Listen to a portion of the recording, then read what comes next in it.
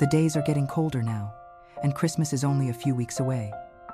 Before we begin, I hope you give yourself a gentle moment, sit somewhere soft, pour a hot drink, and let your heart settle. This story is especially for mature women who have lived, endured, and loved deeply. And if you enjoy tonight's tale, please remember to like, share, and spread a little holiday kindness to someone who needs it.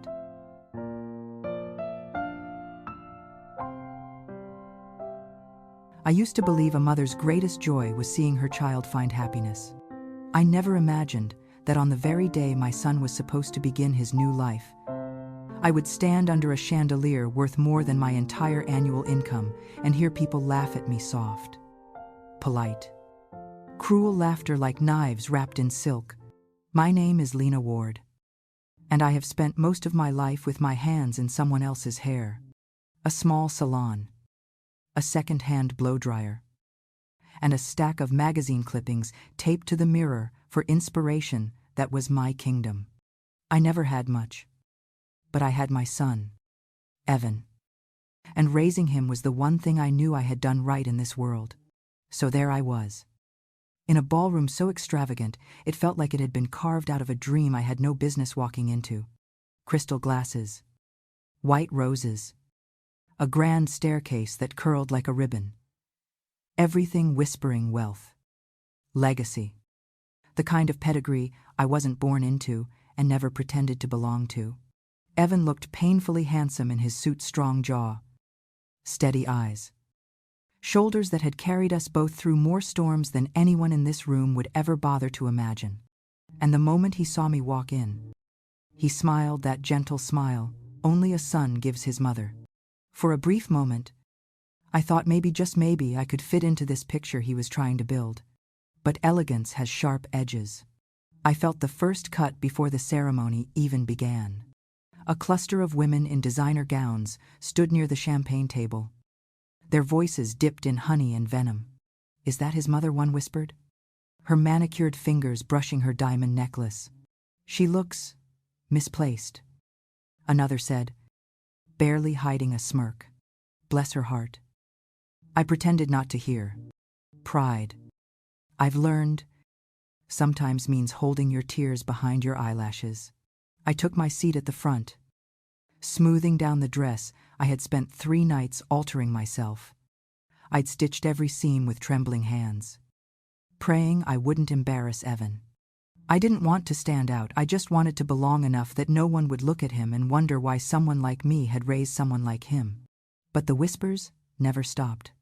And then came the sentence that split me open in a way I didn't know words could.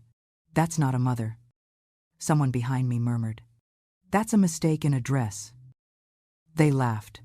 And my son's fiancée, beautiful, polished, raised in the luxury this room breathed, laughed too. I sat frozen, staring at the glowing tablecloth, watching a droplet of water slide down the stem of my glass. My hands trembled so badly I had to clamp them together in my lap. I tried to steady my breathing, tried to remind myself that words couldn't kill me.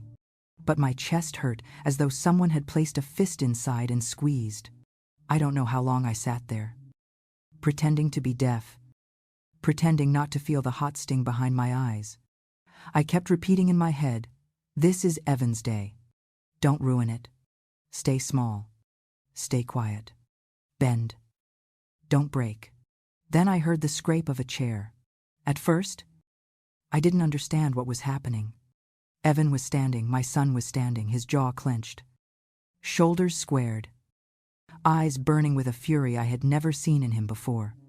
His hand pressed briefly against my back, steadying me, before he walked toward the stage. "Evan," I whispered, grabbing his sleeve. "No, please don't. I'm fine. I can handle this." But he didn't turn back. He only shook his head. Once, firmly, like a decision he had made long ago. The murmurs rolled across the ballroom as he reached for the microphone. He didn't tap it for attention. He didn't clear his throat. He simply spoke. Voice low, steady, slicing through the music and chatter. "Thank you all for coming," he said. "Truly, A few polite laughs rang out. Then his tone changed. And thank you for the reminder of exactly what kind of people I never want to become. The room froze. Champagne flutes hovered mid-air.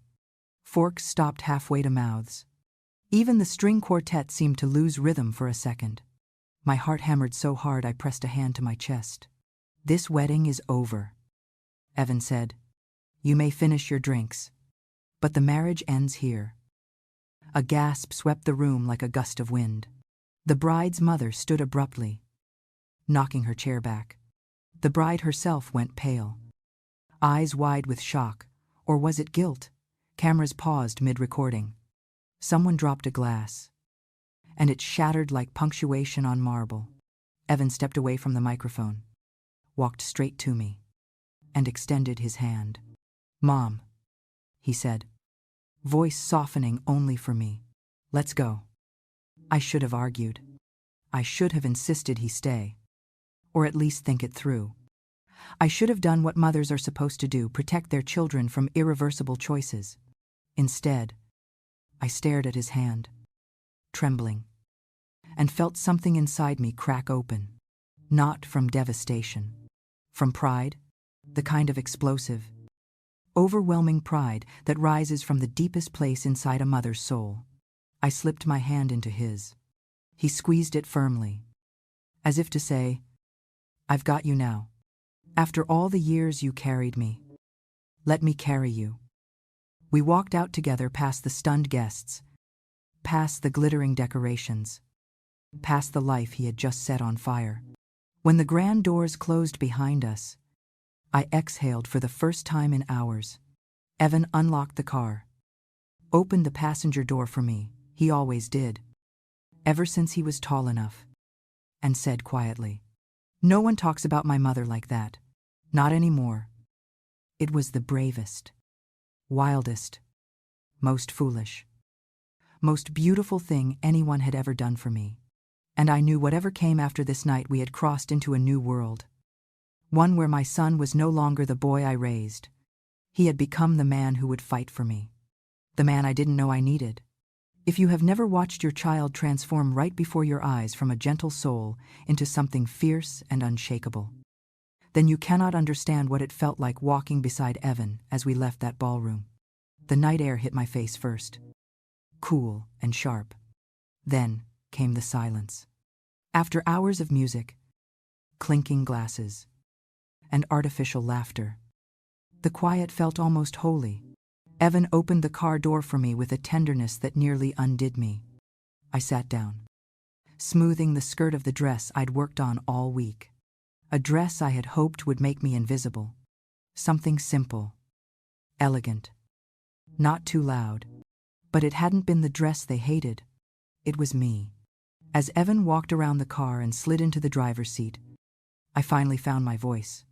Evan, what have you done? I whispered. He didn't start the engine. He just stared through the windshield, fingers tightening around the steering wheel. What I should have done the first time they looked at you like you were less, he said. But your future, your reputation, my future doesn't come at the cost of your dignity. His voice cracked on that last word. I turned to him fully then. The street lamps painted his face in soft gold, highlighting the fierce tension in his jaw. His tie was crooked from the speech, his eyes red at the edges. He looked nothing like the groom he was supposed to be. Polished, composed, celebrated. No, he looked like the boy who used to wait for me outside the salon, eating crackers because we didn't have money for dinner yet. Like the child who held my hand during storms. Like the teenager who worked double shifts to help me cover rent. Baby, I murmured, reaching out to touch his arm. I can take a few unkind words. You didn't have to throw away your wedding for me. That was when he finally turned toward me, and tears angry, frustrated, helpless tears gathered in his eyes. They didn't just insult you. Mom, he said. They tried to make you small, like you were a stain on their world, like you didn't give me everything I am. My throat tightened, and I shook my head, blinking back tears. I don't need anyone to know what I've done. I said softly. I only needed you to be happy. I wasn't happy, Evan said. Not with them. Not with the way they wanted to package my life. My work. My childhood, your sacrifice into some inspirational backstory to make themselves look better. I stared at him, breath catching. Mom? He continued. Voice lower now. More dangerous. I overheard some things weeks ago. They wanted to use you. Your past. Your struggles. Put it in brochures. Use it in speeches. They didn't see you as a person. You were just a narrative tool to them. I covered my mouth. Evan swallowed hard. And when they said that sentence tonight, his voice broke. That sentence about you not being a mother, but a mistake. Something inside me snapped. Silence. Heavy, painful silence. The kind of silence only truth can carve out of the air. I hadn't realized I was crying until a tear slid down my wrist. Evan reached over and took my hand gently, squeezing it like he had when he was little. I'm sorry. Mom, he whispered. I'm sorry I ever thought I had to choose a path that made you shrink or pretend you didn't exist. I won't live like that. The car, the world, everything around us seemed to soften and blur. Because in that moment, I understood something devastating and beautiful. My son had grown up into someone brave, into someone who would rather burn a future than let me be humiliated in it. I exhaled shakily. Where are we going? Somewhere real, he said. Somewhere we belong. We drove 20 minutes out of the glittering district, past the tall buildings and manicured lawns, until neon signs replaced marble archways. And when he pulled into the parking lot of Harbor Light Diner, I felt a small laugh escape me. The place looked exactly the same. Fluorescent lights flickering like old memories. Red vinyl booths patched with duct tape. A waitress with a tired ponytail chewing gum behind the counter. Evan helped me out of the car as if I were royalty.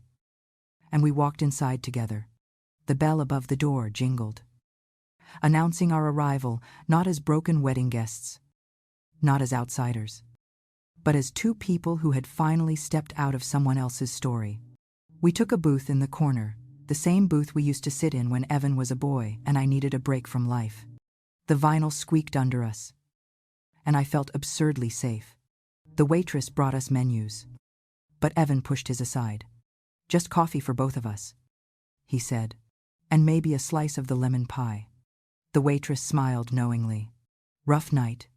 Evan let out a soft laugh. You could say that.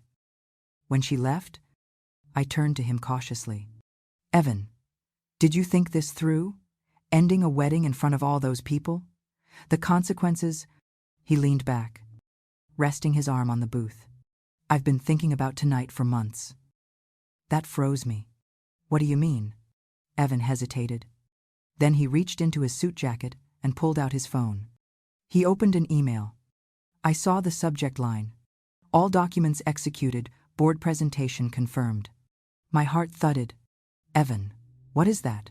He met my eyes with a seriousness that made my skin prickle. It's why they can't hurt us anymore. He told me everything. How he'd spent months uncovering fraud inside the family business. How he had quietly bought shares through shell companies. How he now owned enough of their corporation to challenge them. How they had planned to use me, my life, my hardships for their branding. The diner lights hummed overhead as he spoke, painting the truth in harsh fluorescent clarity. I felt my hands trembling again. But this time, it wasn't from humiliation. It was from disbelief. My son, my sweet, quiet, hard-working boy. He hadn't just stood up for me tonight. He had been fighting for me long before this moment. I didn't tell you, he said softly, because I didn't want you to worry. But tomorrow morning, I'm confronting them. All of them. I stared at him, stunned. Evan, I whispered. What are you turning yourself into? He reached for my hand across the table. Someone who protects his mother. The lemon pie arrived, sweet and warm, untouched between us. Because for the first time in a very long time, I felt something unfamiliar and overwhelming rising inside me. Awe.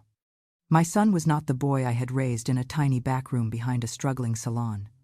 He was something more, something powerful, something dangerous, something righteous. And tomorrow, I would witness the beginning of a storm he had built quietly, patiently, and entirely out of love for me. Morning came too quickly. I barely slept every time I closed my eyes. I saw Evan standing at that microphone, saw the shocked faces, heard that cruel sentence echoing in the ballroom. But beneath all those memories was something deeper, a pulsing thread of fear and pride tangled together so tightly I could hardly breathe.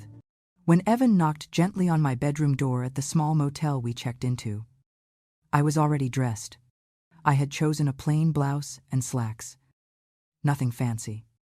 Nothing that could be judged. Habit. I suppose years of training myself not to offend wealthy eyes. "Mom," he said quietly, "you don't have to come with me." I looked up at him, my son, in last night's wrinkled suit, hair slightly messy, tie missing, eyes tired but burning with determination. "I'm your mother," I answered. "Where you go, I go?" For a moment, something in his expression softened, like he was 6 years old again, holding my hand at the grocery store. Then he nodded. "Okay," he whispered. "Let's do this." We drove through the city in silence. Evan kept one hand on the wheel and one tapping restlessly against his thigh, a rhythm I recognized from his childhood. When he used to tap pencils in time with his thoughts, it meant his mind was racing faster than his words. The closer we got to the Orion Consortium Tower, the corporation his fiancée's family owned, the more my stomach twisted. The building rose like a shard of glass stabbing into the sky. Sharp, intimidating, reflecting the city in its cold blue surface. I swallowed hard. What exactly is going to happen in there? I finally dared to ask. Evan paused, jaw tightening. A reckoning. The word made me shiver. We parked in the underground garage. Evan stepped around the car and opened my door again, still my gentleman. Even in war. He held his arm out for me, and I took it. Though my legs felt like they were made of paper, we rode the elevator to the executive floor. The mirrored walls reflected our mismatched pair, Evan, in a suit he hardly resembled anymore, and me, a simple woman clutching her handbag like armor. When the doors slid open, the first person we saw was Julia, the fiancé's mother. Her eyes widened as if she'd seen a ghost. "Oh," she said coldly, "you brought her." Her. Not Mrs. Ward. Not Lena. Just her, a pronoun dipped in disdain. Evan stepped slightly in front of me. "Yes," he said. "She deserves to be here." Julia's lips thinned. "This is a private corporate matter." "This is a matter of respect," Evan replied. "And she is not stepping outside those doors." Julia scoffed but didn't argue. She turned and pushed open the double-glass doors to the main conference room. Inside, it felt like walking into a courtroom. A long, polished table, a row of stern-faced board members, stacks of documents, a projector glowing faint blue, and at the head of the table sat Richard Hale, the patriarch of the family. The man who had pretended kindness when I first met him, smiling politely while looking at me as though I were something he needed to sanitize. His gaze sharpened when he saw Evan. "You have caused quite the spectacle," he said. "Your little outburst last night has reflected poorly on all of us." "It's not an outburst if it's the truth," Evan replied. "And dragging your mother here," Richard added, leaning back. "Really? Evan, does she need to be present for corporate discussions she can't possibly understand?" My face burned. Shame. Humiliation. Worthlessness. They pressed against my ribs like old, familiar wounds. I opened my mouth to tell Evan I could wait outside. "But my son didn't let me." "She stays," Evan said sharply. "She's been used enough by this family without her knowledge. She deserves to hear everything." Richard's expression flickered surprise, annoyance, something else I couldn't place. Used, he repeated. In what way? Evan reached into his briefcase, pulled out a stack of printed emails, contracts, and spreadsheets, and laid them neatly on the table. In every way that mattered, he said, you used my childhood to humanize your proposals. You used my mother's life as a marketing tool, and you tried to turn my family into a public relations campaign. Richard scoffed. That is how narratives work. Not when the people in the narrative aren't consenting. Evan said. His voice grew louder, stronger. Not when you turn someone into a prop. Then he pulled out the document that changed the room's temperature instantly. The share transfer papers, the updated ownership register, and the legal confirmation stamped with the Orion Consortium seal. Richard went pale. What is this? Control, Evan said simply. Legitimate and legally executed. Enough voting shares to challenge every corrupt practice in this place. The board members rustled in alarm. Some whispered. Some stared at Evan as if seeing him for the first time. Richard shot to his feet, face flushed with outrage. You sneaky, ungrateful. Evan slammed his palm on the table, not violently, but with enough force to silence him. You don't get to insult my mother, he said. Not now. Not ever again. My breath caught, because in that moment, Evan wasn't speaking as my child. He was speaking as someone powerful, someone principled, someone who had grown strong in all the places I had once worried he would break. Let me be clear. Evan continued. This corporation built its legacy by stepping on people like her. People who worked quietly, invisibly, tirelessly. People you called mistakes. Richard swallowed hard. Finally, Evan gestured toward me. Look at her, he said quietly. Really look at her. She gave me everything I have. She built me from perseverance and love and exhaustion. And last night, your family called her a mistake. That ends today. My hand flew to my mouth. Tears blurred my vision. No one had ever defended me like that. Not even my own parents. Not even my late husband. Evan turned back to the board. I'm invoking my rights as majority shareholder, he said, effective immediately. I'm requesting an independent audit on all major contracts from the last 5 years.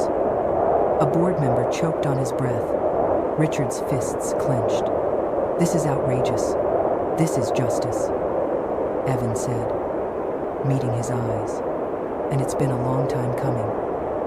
For a moment, no one moved, no one breathed, no one blinked. Then Richard sank back into his chair, disbelief hollowing out his face. And I saw it. I saw the empire cracking. I saw the fear of truth. I saw the consequences of underestimating the boy from a salon floor. But above all, I saw my son becoming the man he was meant to be. Evan reached for my hand under the table and squeezed it gently. Mom, he whispered without looking away from the board. This is for you.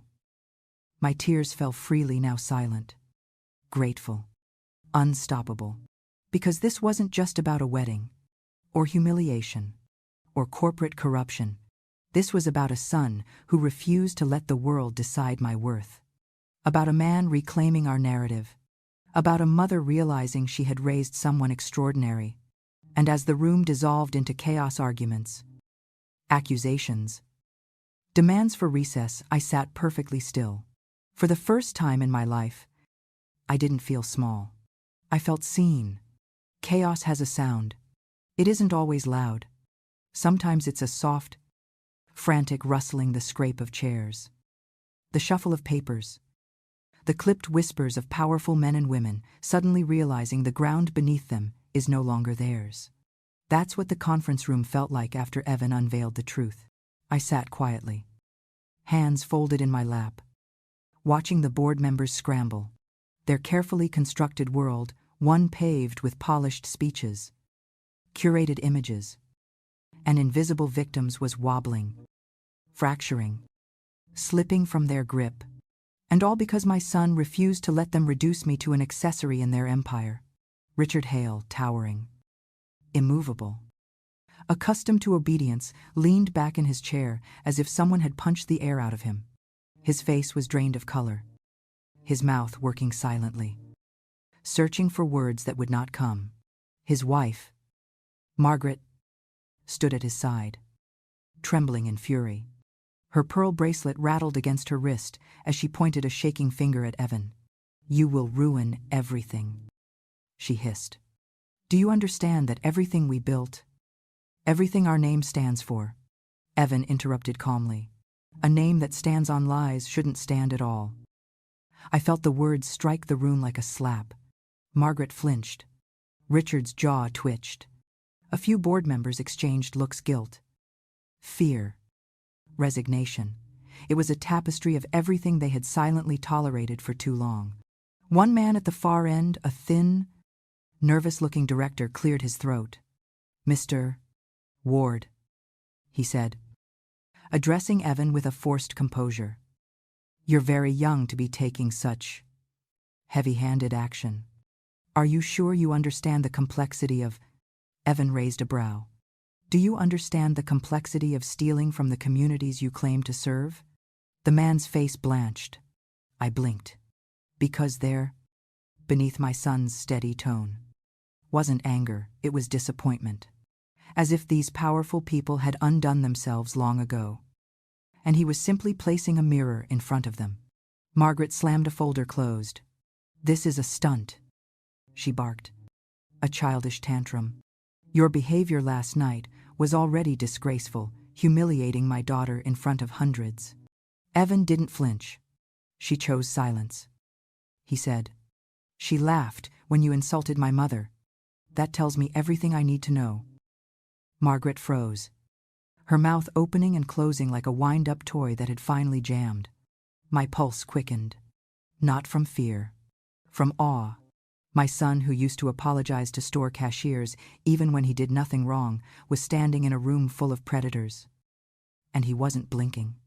Richard leaned forward then, his paternal mask slowly cracking into something colder. "Evan," he said, voice low and steady, "this company is bigger than your personal grievances. We gave you an opportunity, brought you into our world. You would have been part of something powerful. But you threw it away over a dress, over a comment. Over a comment." My breath caught. That's all my pain was to him, a comment. A minor inconvenience. A disposable moment. Evan's eyes hardened. "You think this is about a dress?" he asked quietly. "Or a comment?" Richard stared back. Confused, Evan stepped closer, placing both hands on the table, leaning in. "This is about a lifetime," he said. "A lifetime of people like you deciding which stories are worth telling and which ones are worth stepping on." I felt tears rise slow, burning, unstoppable. Evan continued, his voice low but ringing. "This is about the woman who raised me, who worked until her hands bled, who skipped meals so I could eat, who sacrificed everything so I could have a chance. And when she finally walked into a room you designed to intimidate, you laughed at her." He paused, letting the silence swallow the room. "You don't get to rewrite her anymore." A dead quiet settled, thick and suffocating. Richard clenched his fists. "You are destroying us." "No," Evan said. "You destroyed yourselves the moment you forgot you needed permission to use someone else's life." For a moment, I could hardly breathe. Then the door burst open, and in walked someone I did not expect. Mason Hale, Richard's younger son. Quiet, observant, always lingering at the edges of corporate events like he didn't quite belong in their world either. He rushed forward, breathless. "Evan." "Wait." Richard's face darkened. "Mason, this doesn't concern you." "Yes, it does," Mason shot back, surprising even himself. His voice cracked, but he held steady. "I'm done staying silent." He turned to Evan. I'm the one who sent those documents, he said. The internal files, the cost breakdowns, the contractor inconsistencies. I sent everything. My mouth fell open. Evan blinked in shock. Richard roared. You did what? Mason swallowed hard but didn't back down. I'm tired of watching you cover your tracks. Dad, he said, voice firmer than I'd ever heard from him. Tired of pretending those community programs are real when they're just shells. Tired of knowing those funds disappear into the dark and saying nothing. Then, unbelievably, Mason looked at me. I'm sorry. Mrs. Ward, he said. I saw the footage of last night. I thought if Evan knew the truth about the company, he'd know he wasn't crazy for thinking something was wrong. My chest tightened painfully. This boy, this timid, overshadowed young man, had risked everything to expose his family's corruption. Not for glory, not for revenge, but because he knew cruelty when he saw it. Richard looked like he might explode. You traitor, he whispered. No, Mason said. Just someone who's done being your shadow. Evan reached over and clasped Mason's shoulder. A silent gesture of gratitude. What I felt then was indescribable, a strange mixture of vindication, heartbreak, and hope. Because even in the ugliest places, goodness blooms where you least expect it. Richard sank back into his chair. Stunned, defeated, Evan straightened, looking at each board member one by one. This ends now, he said. A full audit, a restructuring, and accountability. Then he turned to me finally, gently. Mom, we're leaving. My knees trembled as I stood. Not from fear this time, but from the overwhelming realization of what had just happened. My son had dismantled an empire, not with vengeance, not with arrogance, but with truth, and he had done it for me. As we walked toward the door, I glanced back at the table of trembling executives, the broken patriarch, the silent board, and for the first time in my entire life, I felt powerful, not because of what I had done, but because of who my son had become. Outside the conference room, as the doors closed behind us, Evan exhaled shakily and whispered, It's over, Mom. But he was wrong. Something was ending. Yes, but something far more beautiful was about to begin. When we stepped out of the conference room, the hallway felt unnaturally bright, as if the building itself had been holding its breath during the confrontation and was now exhaling through the fluorescent lights. Evan slowed his steps, and for a moment we simply stood there, letting the silence settle between us like dust after an explosion. I touched his arm gently. Are you all right? He gave a small, humorless laugh. I should be asking you that. But the truth was, I didn't know how I felt. Empty, full, shaken, proud, terrified, grateful. An entire universe of emotions pressed against my ribs, none of them forming words easily. I'm overwhelmed, I admitted, but I'm here, and I'm proud of you. Evan. He didn't look at me. He kept staring straight ahead, jaw tight, as if afraid that if he relaxed even a fraction, everything inside him would spill out. You shouldn't have had to hear those things, he said quietly. You shouldn't have had to endure any of it. I reached out and turned his face toward me. And you shouldn't have had to fight alone, I replied. For a second, just a second, his eyes softened the way they used to when I'd kiss his forehead before school, or when he'd come home crying from a rough day.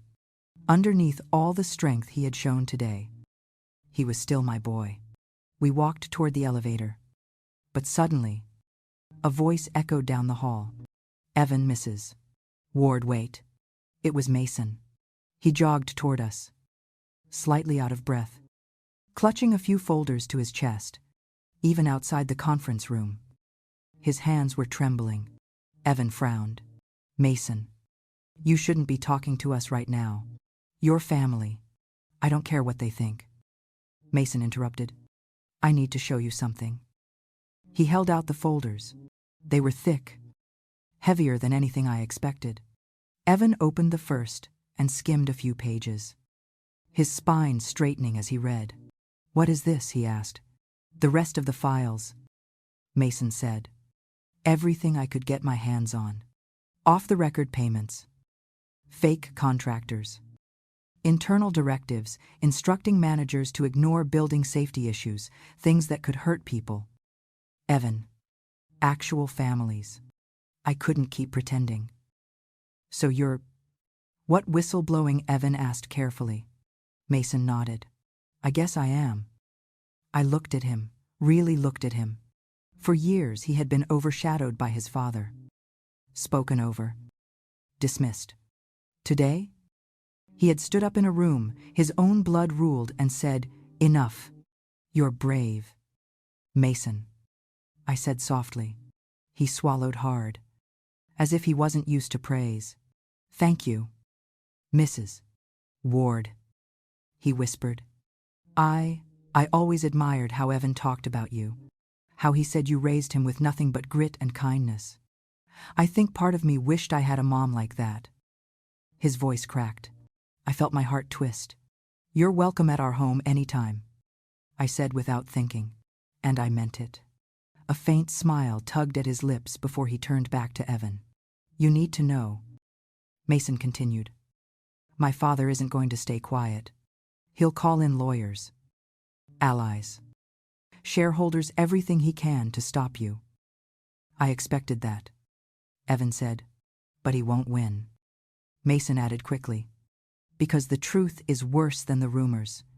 Once this goes public, his era is over. Evan closed the folder and nodded. Thank you, Mason, for everything. Mason drew in a shaky breath, nodded once, then turned and walked away.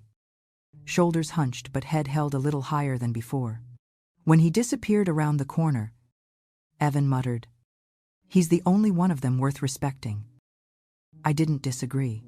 We finally stepped into the elevator, and as the doors slid shut, the weight of the morning seemed to descend all at once. Evan leaned against the wall and exhaled deeply.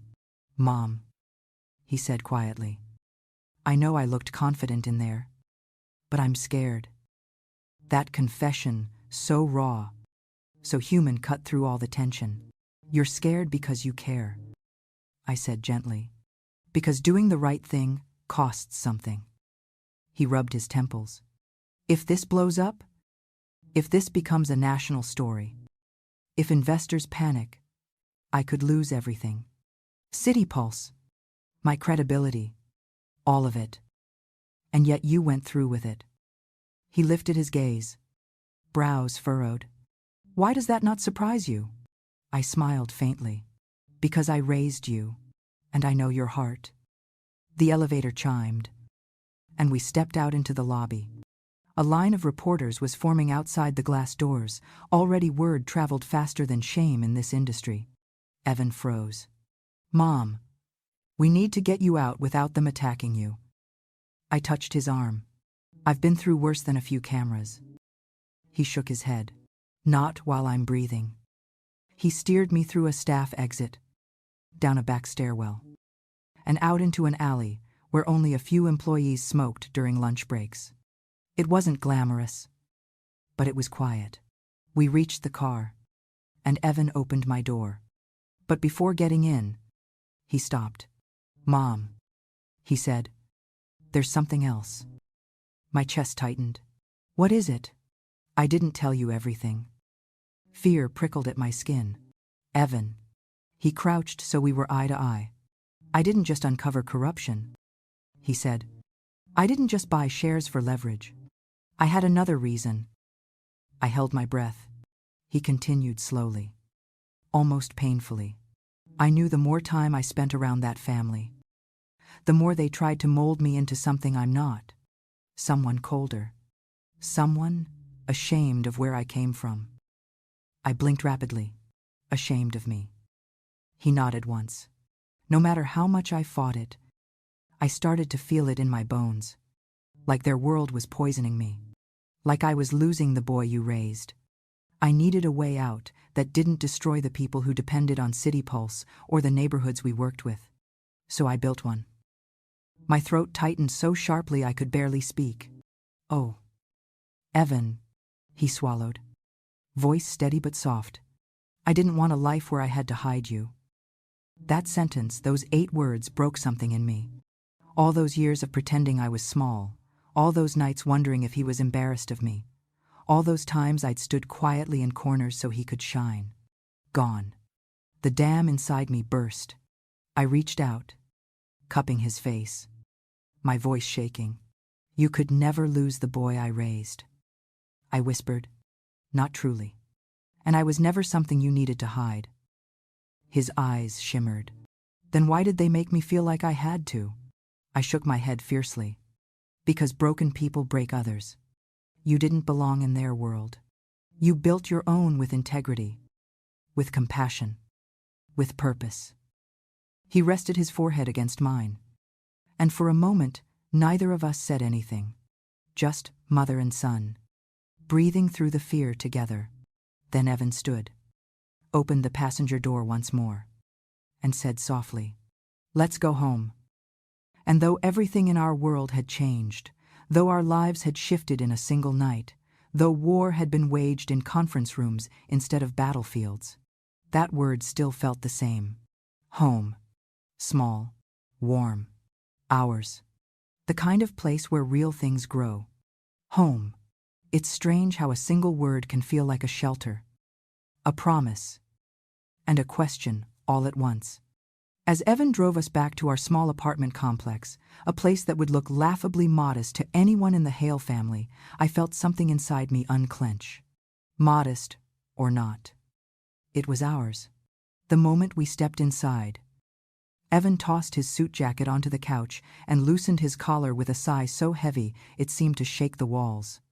I set my purse down gently on the counter and looked around at the small space that had held our entire lives, hand-me-down furniture, mismatched curtains, the old framed photo of Evan at age 7 missing 2 front teeth.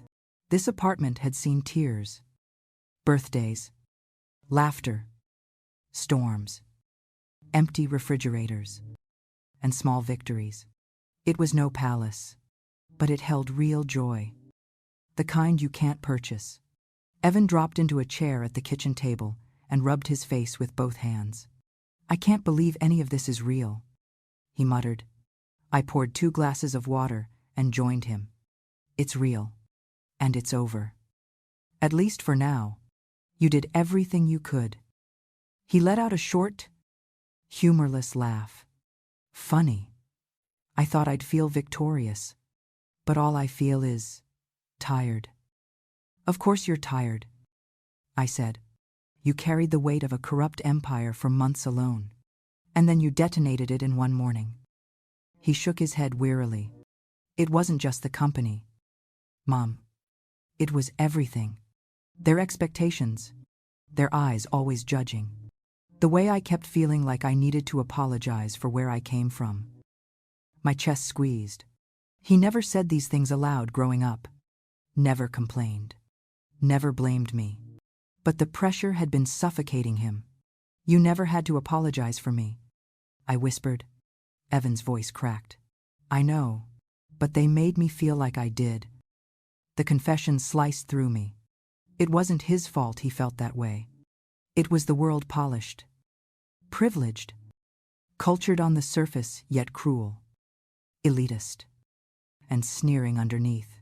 I reached out and squeezed his hand. "Listen to me, Evan.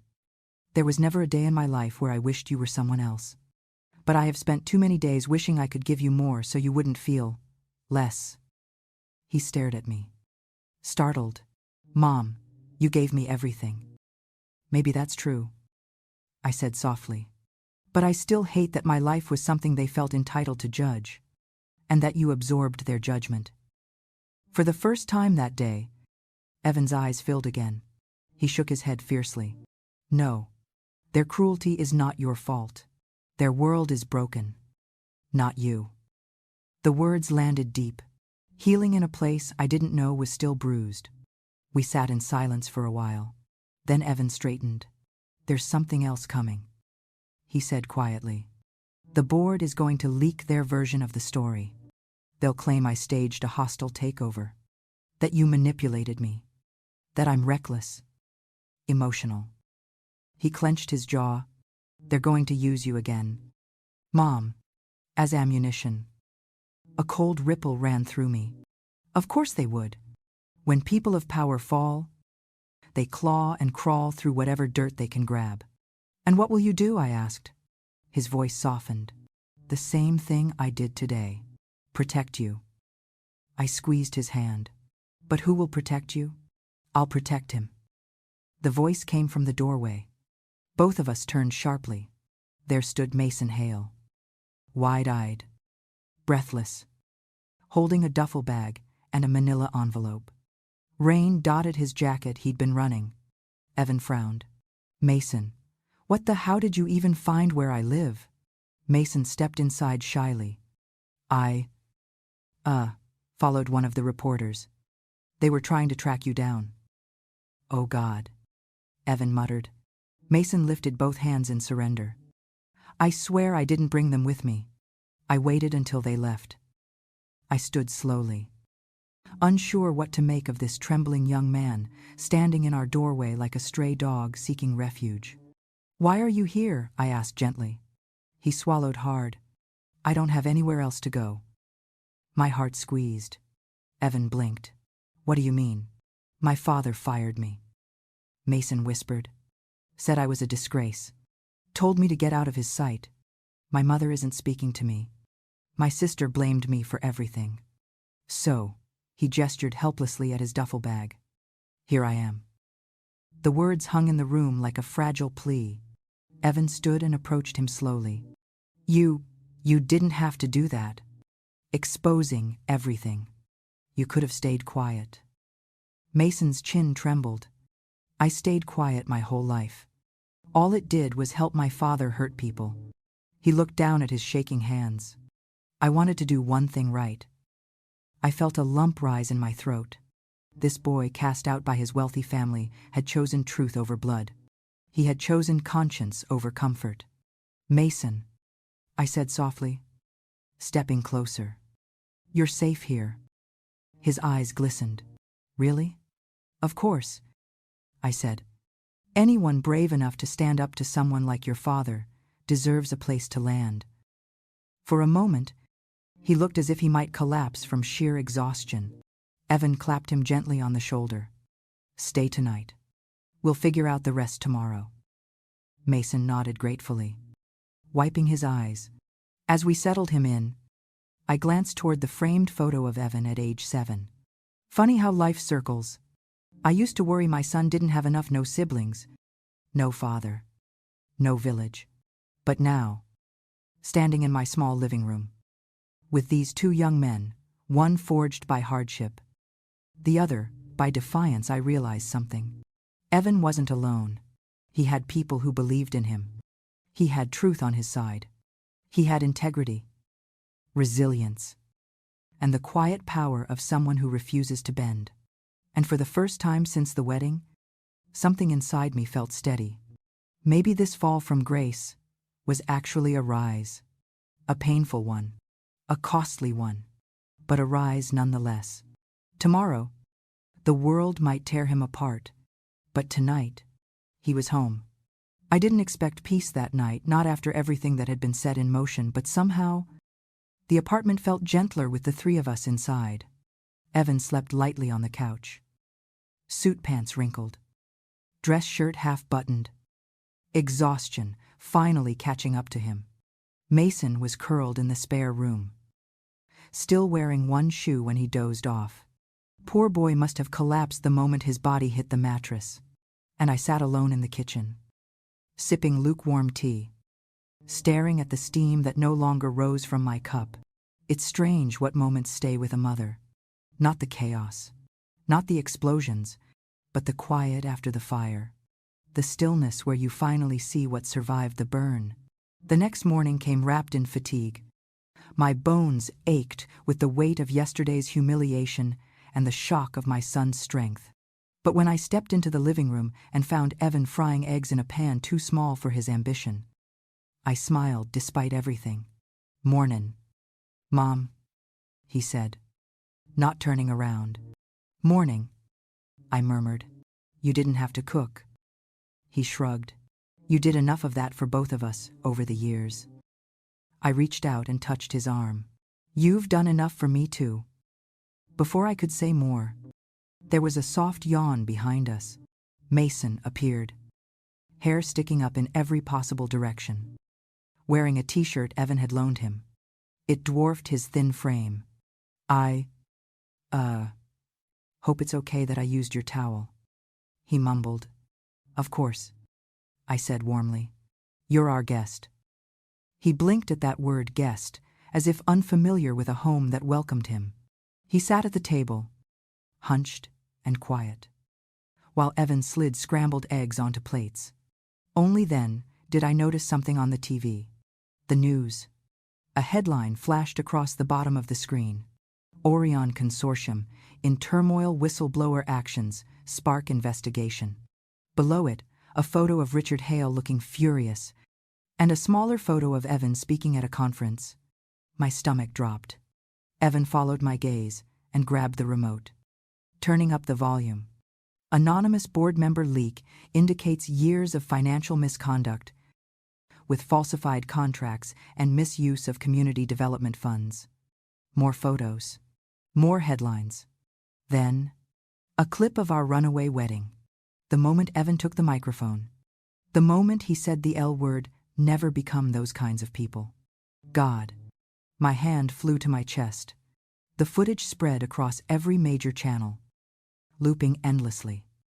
They replayed the part where he led me out of the hall like a soldier escorting a wounded comrade. A commentator added cheerfully. And sources say the woman beside him is his mother, who allegedly inspired the emotional outburst. The phrase, emotional outburst, felt like a slap. They're trying to twist the narrative. Evan muttered, "Paint me as impulsive, irrational." "You stood up for what mattered." I told him, "Yeah." "Well?" Evan sighed. "Corporations don't like men with a conscience. Neither do corrupt families," Mason added softly. We turned. He was staring at the TV too, expression tight with worry. Not fear for himself, fear for Evan. I reached out to place a comforting hand on his shoulder. "Eat first," I said. "Then we can face the world." He nodded, though his appetite was clearly drowning. By afternoon, the noise outside our apartment was unavoidable. Reporters gathered. Neighbors whispered. Phones buzzed nonstop. Evan sat with Mason at the dining table, going through files, analyzing risks, preparing statements. I cleaned the kitchen just to stay busy, but my mind drifted in and out back to the ballroom, back to the cruel laughter, back to the burning realization that nothing would ever be the same. Then the doorbell rang, a frantic, hurried ring. Evan stiffened. "Mom, don't answer that." But I was already walking toward the door, and when I opened it, I froze, because standing there, framed in the doorway like a memory returning home, was Chloe Nguyen, my son's childhood friend, his quiet admirer, the girl who used to pretend she needed haircuts just to sit near him after school, the sweet, shy young woman who had disappeared from our lives years ago. And now she was here, rain-speckled, breathless, clutching a small bag to her chest. "Mrs. Ward," she whispered. I hope this isn't a bad time." My heart leapt. A warmth I hadn't felt in days spread through me. "Chloe," I breathed, stepping forward. "My goodness, look at you." Her eyes softened, filling with relief. She took my hands, hers trembling. "I saw the news," she whispered. "I didn't know where else to go. Her voice broke. "I needed to know if Evan was okay." My throat tightened. I hadn't seen her in years. Yet her first instinct was to check on my boy. Footsteps approached from behind me. Evan appeared at my side. When he saw her, everything inside him stilled. It was as if two timelines collided, the one he'd been living in, full of battles and betrayal, and the older, softer one filled with harmless teenage affection. He blinked. "Chloe," she inhaled shakily. "Hi, Evan." And just like that, the world seemed to pause. Mason watched quietly from the hallway, eyebrows raised in surprise. Chloe looked at Evan with an expression I hadn't seen directed at my son in years. Tenderness, recognition, and something like longing. Then her gaze flicked to me, and she said quietly, "I heard what they said about you, Mrs. Ward, and I couldn't stand it. So I came." The words hit me like a warm gust of wind after a long winter. I squeezed her hands. "Come inside, sweetheart." Evan stepped aside, eyes never leaving her face. Chloe walked in slowly, cautious but certain, like someone crossing a threshold they had dreamed about for years. And I felt something shift, not just in the room, but in fate itself. Because if ever there was someone who could love my son without agenda, who could see him without the glitter of money or titles, who had adored him long before the world took notice, it was Chloe. I felt a small miracle unfolding right in my living room, while the world outside spiraled with conflict, scandal, and headlines.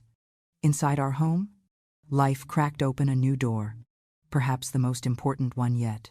If sunlight could take human form, it would have looked exactly like Chloe, standing in my living room that morning, soft, warm, quietly radiant.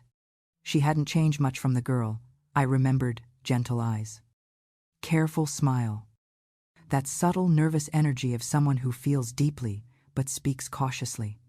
Only now, she carried herself with a maturity that made her presence soothe the room instantly. Evan, however, stood frozen. For a man who had faced down billionaires and corporate titans with unflinching resolve, it was almost comical seeing him at a complete loss for words. Chloe," he stammered, rubbing the back of his neck the same way he used to when he liked someone. I didn't expect to ever see you again." She gave him a shy, apologetic smile. "I didn't expect to be here, either. But when I saw everything happening on the news," her eyes flickered to me, "I just couldn't sit still. I had to make sure you were both okay." My heart warmed. There was no calculation in her voice, no agenda, just genuine care. Mason stepped awkwardly into view then, offering a small wave. "Hi. I'm, not part of the childhood reunion, but nice to meet you." Chloe blinked, startled. "Oh, hi." Evan cleared his throat. "That's Mason. I'm the shame of the Hale family," Mason said dryly. "Long story." Chloe nodded politely, then turned back to Evan, searching his face. "I saw the clip," she whispered. "From the wedding?" Evan tensed, but she continued softly. "And I've never been prouder of you." Those words hit him harder than any headline. I watched Evan's expression shift: surprise, relief, emotion tightening his throat. He didn't speak. He simply stood there, trying to process the fact that someone had come to him not with judgment, but admiration. I placed a hand gently on Chloe's back. "Sit, sweetheart," I said. "You must be tired." "I'm fine," she said, but her shaky exhale betrayed her. Honestly, I was scared they'd twist everything and paint Evan as irrational. But then I remembered who he is, who he's always been. She looked at him with quiet certainty. He fights for people, even when it costs him. Evan swallowed, voice hoarse. "Not everyone sees it that way." "I do," she said simply. Mason drifted into the kitchen to give them space, pretending to check the fridge. I busied myself making tea. though my eyes kept sliding toward the pair in the living room. Something electric hummed in the air, unspoken. Tender. Inevitable. When I returned with 3 mugs, Chloe surprised me. She stood up and took mine with both hands. "Mrs. Ward," she said. "I didn't just come to see Evan." I raised an eyebrow. "No." She shook her head. "I came because of what they said about you." The words hit me harder than I expected. Shame. Old and familiar. Tried to surface, but before it could swallow me, she continued. "When we were in high school, Evan talked about you all the time," she said. "How hard you worked. How you always made things stretch further than they should. How you never let him feel poor. Even when life felt heavy." My chest tightened. "I didn't do anything special," I whispered. Chloe shook her head passionately. "You did everything special. And hearing those people insult you, it made me furious." Her voice trembled slightly. "You deserved so much better than that." An unexpected warmth flooded my eyes. I blinked quickly. Not wanting to cry again, not in front of this sweet girl with too much sincerity in her gaze. Evan cleared his throat. "Chloe's being too kind." "No," she insisted. "I'm being honest." She turned to him then. "You always talked about wanting a simple, genuine life. To build things that mattered. To help communities. Not corporations." She paused. "I guess I always hoped you'd stay that person." Evan's shoulders slackened, as if her words loosened a knot he'd been carrying. "I'm trying," he whispered. "I know," she replied. "That's why I'm here." The conversation drifted slow. Natural. Chloe told us she worked as a community art teacher in a nearby city now. She had returned home temporarily to help her aunt recover from surgery. She laughed when she explained how she found herself yelling at the TV like a sports fan whenever the wedding clip played. "It was like watching the wrong man get punished," she said. "People blaming you when all you did was defend someone you love." Evan shook his head. "The internet loves outrage." "Then let them be outraged," Chloe replied calmly. "Real people, good people, will see the truth." Evan looked at her then in a way I hadn't seen in years. The same look he had when he was 16 and she walked into the salon after school, pretending she just needed bangs trimmed again. The same softness, the same wonder. Only now. There was a gravity to it, a connection forged not by teenage dreams, but by shared wounds and resilience. Mason re-entered the room with a bowl of cereal, oblivious to the moment. "So," he said between bites, "anyone want to explain why every major news outlet is outside this building?" Evan groaned. "Oh God." Chloe's eyes widened. "Actually, they're not." We all turned to her. "I walked past the reporters on my way up," she said. "They're leaving. Something new hit the news cycle." "Oh, thank God," Evan muttered. But Mason frowned. "Wait. What could possibly overshadow a corporate implosion and a runaway wedding?" Chloe hesitated. "Don't quote me. But I think Richard Hale might have said something to the press." Evan stiffened. "What did he say?" Chloe swallowed. "I heard one reporter mention the phrase, 'Evan has emotional instability stemming from an unhealthy attachment to his mother.'" Ender. My breath stopped. Evan went still like a man struck by lightning but unable to fall. Mason set his cereal down sharply. "He didn't." Chloe nodded grimly. "He did." Silence erupted in the room. Rage, quiet, simmering. Protective rose in my chest. "He can't diagnose my son in the media like that," I said sharply. "He can try," Mason muttered. "My father specializes in slinging poison." Evan clenched his fist so tightly his knuckles whitened. "He's doing it on purpose," he said softly. "Trying to undermine me. Trying to make the board question my competence. And trying to make the world question your sanity," I added. He exhaled shakily. "He's going for the one place he knows he can hurt me, how much I love you." My throat tightened painfully. Evan. He looked at me, eyes full of apology and fury. I'm sorry you have to hear this again. I shook my head fiercely. I survived worse. But you are not going to let him rewrite reality like he rewrote contracts. Chloe stepped closer, her voice steady. Then let's tell the truth louder. Evan blinked. What? She held his gaze. You're not unstable. You're brave. You're principled. And you stood up for your mother. That's something to be proud of. Not ashamed of. Her words anchored him.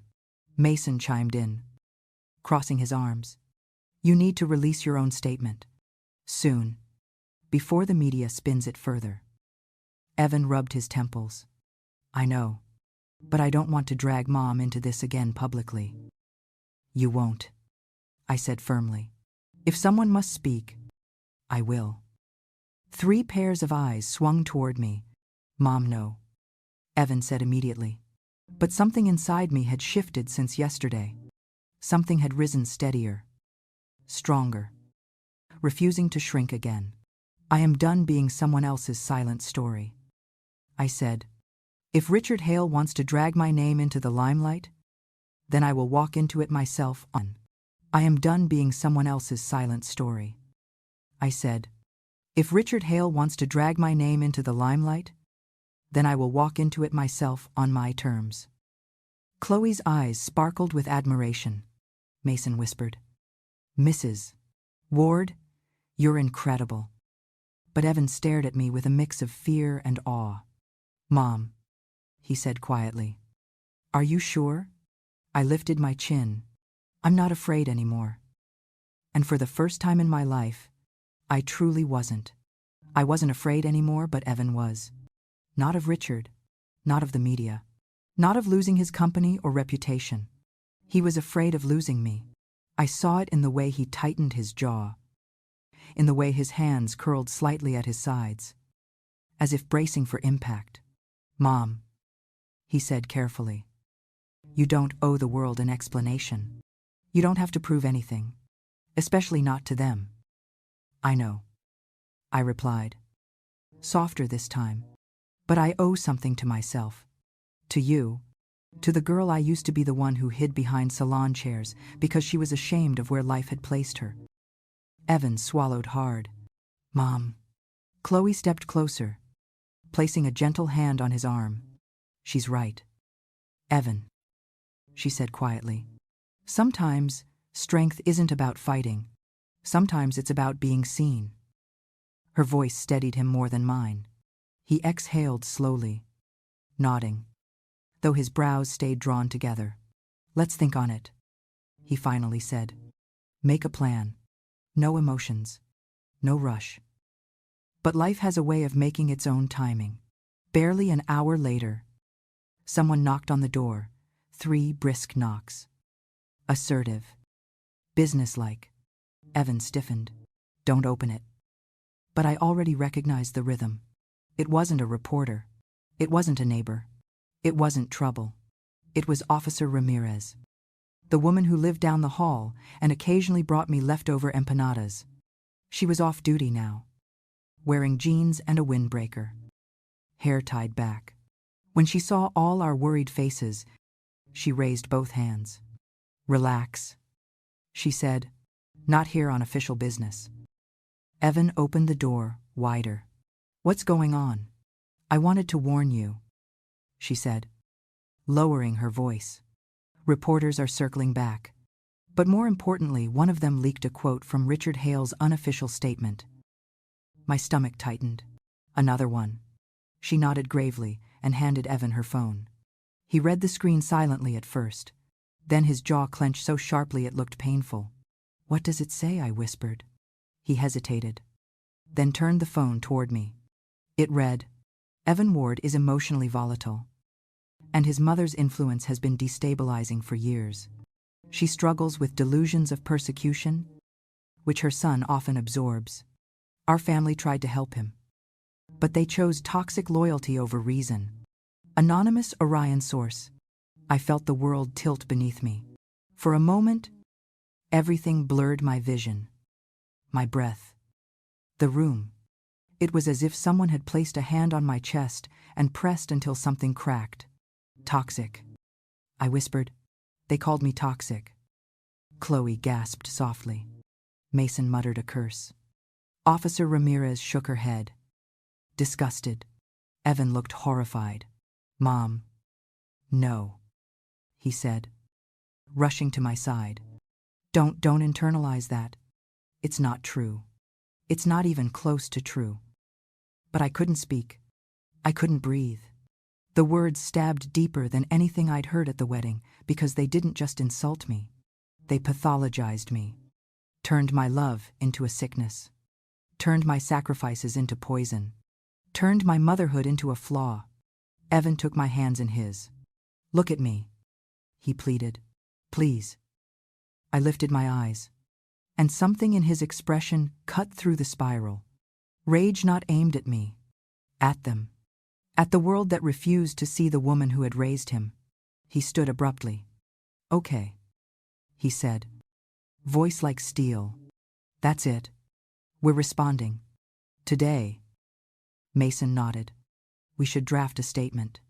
Hit back hard. Expose the lies. Reframe the narrative. No, Evan said. Not a statement. He turned to me. Mom, you're going to speak. The room froze. Me, I whispered. You, he said. No scripts. No PR filters. Just you telling the truth. Not for them, for yourself. My hands trembled, but not because I was afraid. Because something inside me had been waiting for this moment longer than I realized. Officer Ramirez nodded approvingly. People trust authenticity more than power. Chloe stepped closer, touching my forearm gently. I'll help in any way you need. You're strong enough to do this? And then, Evan took my hands again, squeezing them like an anchor. I won't let them twist you anymore, he said softly. Not one more day. For the first time, something in me rose, not like a flame, bright and consuming, but like a root breaking through soil. Steady, certain, unapologetic. We set up Evan's old laptop on the kitchen table. Chloe positioned the camera so the window light fell gently behind me. Mason typed notes in case I froze. Evan paced, restless and protective, his energy vibrating like a storm held at bay. I sat down. The familiar chair creaked beneath me. I folded my hands, and suddenly, everything stilled. I saw the salon where I spent my 20s and 30s. I saw the cracked vinyl floors. I saw my hands, younger then, massaging shampoo into a stranger's hair while worrying about rent. I saw Evan at 10, hunched over homework, chewing on a pencil. I saw myself cutting coupons at midnight. I saw a life lived with dignity even when no one noticed. And I realized they couldn't take that from me. Not with a headline, not with a quote, not with a smear campaign. Ready, Chloe whispered. I nodded. Evan reached over and pressed record.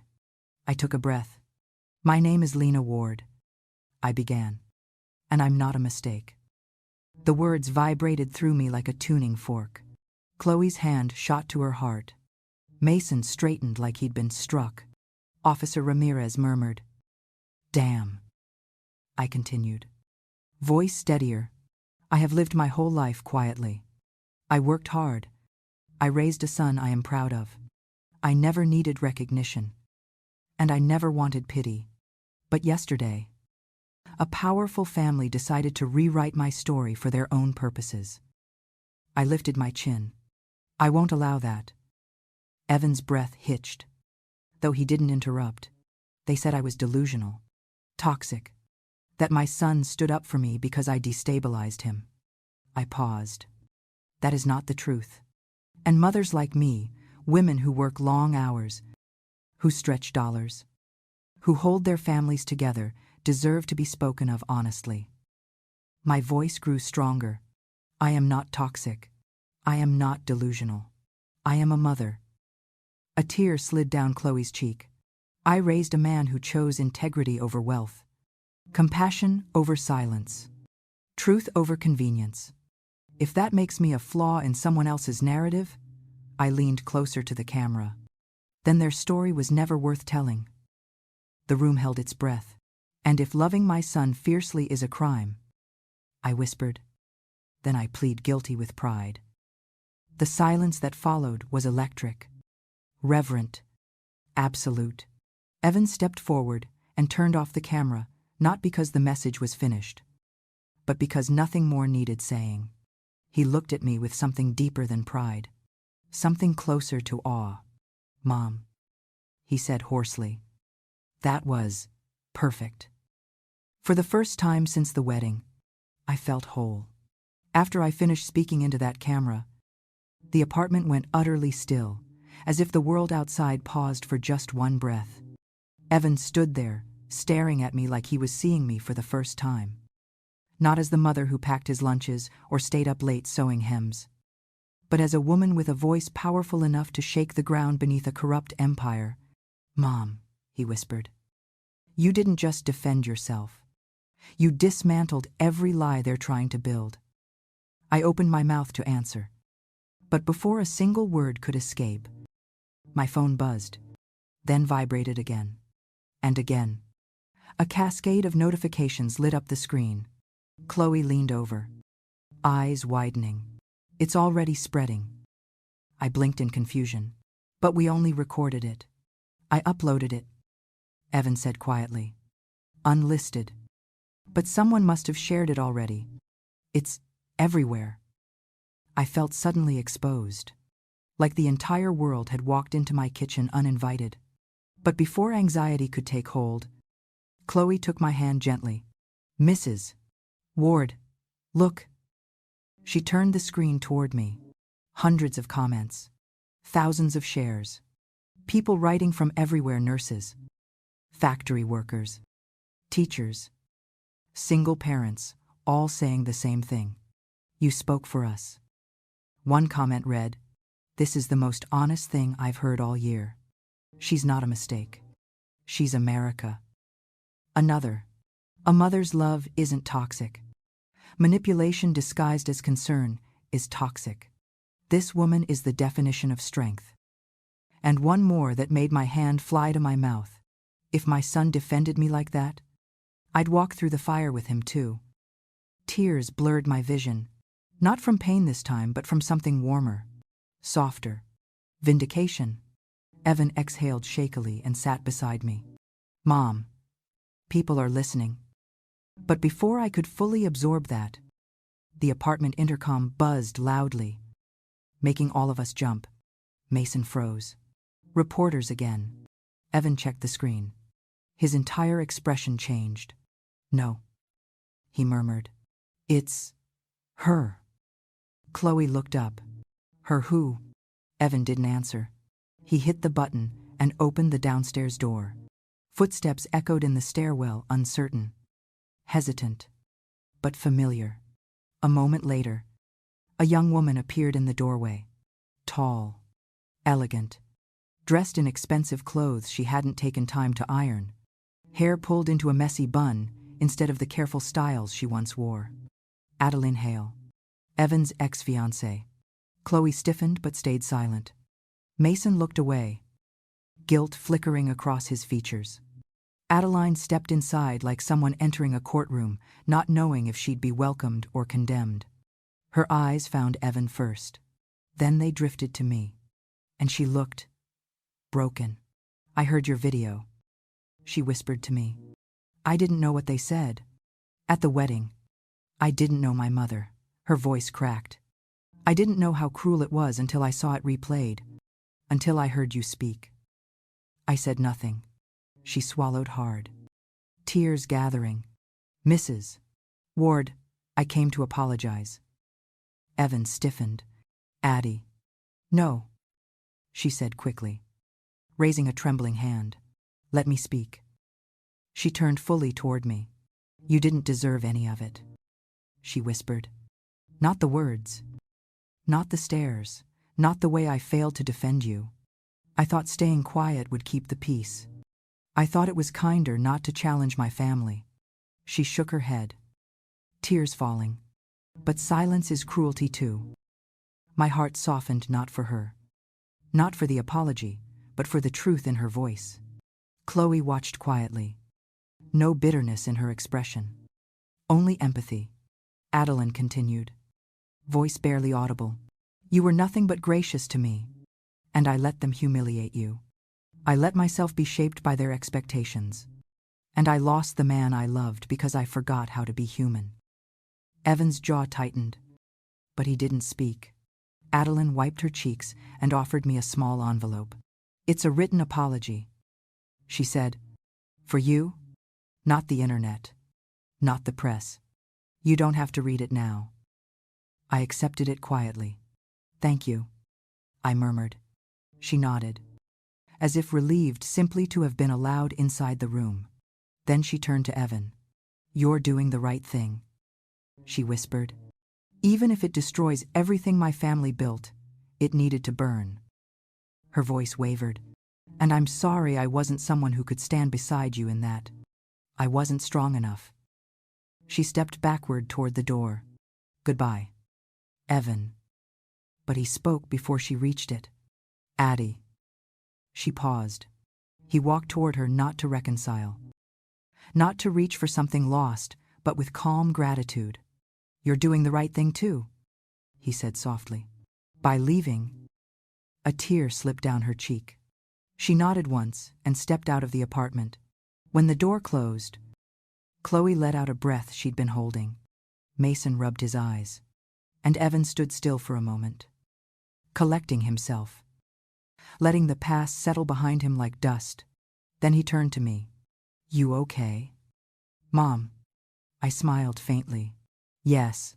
She needed to say it, and I needed to hear it. But something was stirring inside me, not sorrow, not regret, but a quiet sense of closure. A door had shut, and a new one was opening. That evening, the four of us crowded around the tiny TV in the living room, watching the latest news cycle unravel. Richard Hale was furious. Board members were resigning. Cities were canceling contracts. Audits were being announced. Investigations looming. And in between all the chaos, people kept resharing my words. I am not a mistake. That sentence, born from years of silence, had ignited something far beyond my life. Women were quoting it. Men, too. Adult children of immigrant families. Single moms. Blue-collar workers. People who had been made to feel invisible. Evan stared at the screen, unable to tear his eyes away. That's your voice doing that. Mom, he whispered. You did this. But I shook my head. No, we did this. You gave me the courage. He looked at me like he wanted to hug me, thank me, cry, and laugh all at once. Chloe touched his hand gently, and Evan didn't pull away. And just like that, not with fireworks, not with dramatic music, not with declarations, but with one gentle touch, I recognized the beginning of something tender. A connection reborn. A second chance offered by fate. The girl from his youth. The woman he needed now. And the person who saw him, not the CEO. Not the whistleblower, but the boy who once did homework in a salon while his mother worked for tips. I smiled quietly. Because love, real love, doesn't need a stage. It just needs truth. Morning light filtered through the thin curtains, casting soft stripes across the living room floor. I woke earlier than the others. Old habits from years of opening the salon at dawn still lived inside my bones. The apartment was quiet except for the soft hum of the refrigerator and the distant sound of a garbage truck rattling down the street. For the first time in days, my body didn't feel like it was made of tension and fear. Instead, there was space, a small clearing inside me where hope could breathe. I stepped gently around the couch, where Evan had fallen asleep, half sitting, half slumped, laptop open beside him. His face looked younger in sleep, less weighed down, less carved by the emotional battles of the past few days. I brushed a stray hair from his forehead. He didn't stir. In moments like that, I saw the little boy I once carried on my hip. The child who begged me to stay 5 more minutes at bedtime. The teenager who pretended not to like hugs but melted into them anyway. Now he was a man at war with a corporate empire and somehow still the same soft-hearted boy inside. I moved toward the kitchen, intending to start coffee, when I heard a soft voice behind me. Mrs. Ward. I turned. Chloe stood there in a borrowed t-shirt and sweatpants. Hair pulled into a messy bun. Bare feet silent on the hardwood floor. She looked sleepy but radiant in a way only someone with a kind heart could. She rubbed her eyes and smiled apologetically. Sorry. I didn't mean to startle you. You didn't. I smiled. You frightened the silence more than me. She giggled softly and stepped closer. I couldn't sleep much. I kept thinking about yesterday. About everything. Overwhelming. Isn't it? She nodded, then hesitated, as if deciding whether to say more. Can I ask you something? She whispered. Of course. Her voice softened to a fragile hush. What was Evan like as a boy? Oh, that question. That beautiful question. I leaned against the counter and smiled. Well, he was gentle. Too gentle.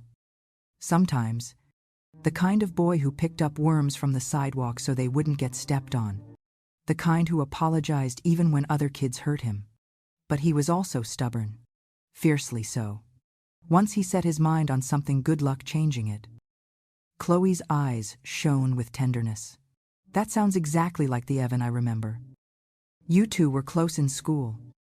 Weren't you? I asked. Her cheeks colored. I don't know if close is the right word, she said shyly. But I liked being around him. He was kind to me in a time when most boys were mean or indifferent. Did you like him? I teased gently. She bit her lip. A little, maybe. A lot. I laughed softly, and she covered her face. Embarrassed. Chloe, I said, taking her hands in mine. You were good for him even back then. I used to see the way he brightened when you walked into the salon. Her eyes widened. He talked about me. All the time. She blinked rapidly, absorbing that. Her next words trembled with emotion. Mrs. Ward, do you think he hates me for disappearing? For leaving without saying anything? My expression softened. No. Sweetheart. Life pulls us in directions we don't expect. Evan never blamed you. If anything, he missed you. A tear escaped her eye, and she brushed it away quickly. I missed him too, she whispered. I squeezed her hands. I think part of him still misses you. Before she could respond, a groggy voice mumbled behind us. Mom, are you corrupting Chloe with childhood stories? Chloe turned scarlet. Evan stood in the hallway, yawning, hair sticking up in all directions. T-shirt wrinkled. He looked nothing like the man who dismantled a corporate empire, just a sleepy, handsome boy blinking at the morning light. Chloe stuttered. Gee, good morning. He smiled, slow and warm. Morning. Their eyes held for a beat too long. A softness passed between them, quiet and instinctive. The kind of connection you don't have to name to feel. Breakfast was chaotic but cheerful. Mason stumbled out of the spare room, wearing mismatched socks, muttering something about nightmares involving spreadsheets. Chloe brewed tea. Evan toasted bread and burned every slice but one. I laughed more in that hour than I had in months. It felt like family. An unexpected, patchwork family, but a family nonetheless. Between bites of scrambled eggs? Mason blurted. So, the internet loves your mom. Evan. Evan raised a brow. Yeah. Mason said, scrolling through his phone. People are asking for interviews. News outlets want her perspective. And oh, somebody on Twitter called her the mother of integrity. Tu beato. Chloe beamed. That's beautiful. I rolled my eyes but couldn't suppress my smile. I'm not giving interviews. I said what I needed to say. Good, Evan said. Let your video speak for itself. Just as we finished eating, a sudden knock rattled the door. A heavy, urgent knock. We all stared at each other. Reporters, Chloe whispered. Evan stood. Stay back. He opened the door cautiously, and a tall man in a suit stood there. Not a reporter, not a neighbor, not police. A lawyer. Are you Evan Ward? He asked. Evan's jaw tightened. Depends who's asking. My name is Attorney Samuel Brooks. I represent several former shareholders of the Orion Consortium. He reached into his briefcase. They'd like to speak with you. Evan frowned. Former shareholders. The man nodded. They're suing. Evan stiffened. Suing me? No. The lawyer said. Suing the Hale family. We all froze. He continued. They claim the family used falsified projections to secure their investments. Your testimony and evidence could help their case. Evan exchanged a glance with Mason, whose face went pale. The lawyer added, and they requested to convey a message. Evan narrowed his eyes. What message? The lawyer unfolded a note and read, Tell him his mother's bravery gave us the courage to fight back. My breath caught. Chloe's hand flew to her mouth. Mason choked on air. Evan blinked rapidly, as if struggling to process it. I felt tears pool in my eyes, not from sorrow this time, but from a deep, bone-deep recognition. I had spent my life believing I was small, and now strangers, powerful men and women were standing up because I had refused to bow. The lawyer closed his briefcase. Mr. Ward, they'd like to meet with you today. Evan nodded slowly. I'll be there. When the door closed, he turned toward me. Mom, he whispered, you changed everything. But I shook my head and took his hand. No. Evan, we did. He pulled me into a tight embrace, and I held him, letting years of silence, fear, and shame melt into something stronger. Pride, love, rebirth. Chloe watched us, tears shining in her eyes, and I knew there was a future here.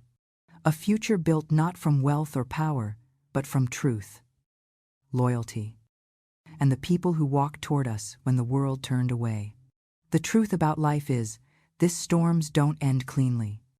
They taper off in uneven breaths, gusts of chaos, followed by quiet pockets of calm, only to rise again when you least expect them. But that morning, after the lawyer left and the apartment settled back into silence, I felt something different. Not calm, not safety, but momentum, like the world had finally begun shifting in our favor.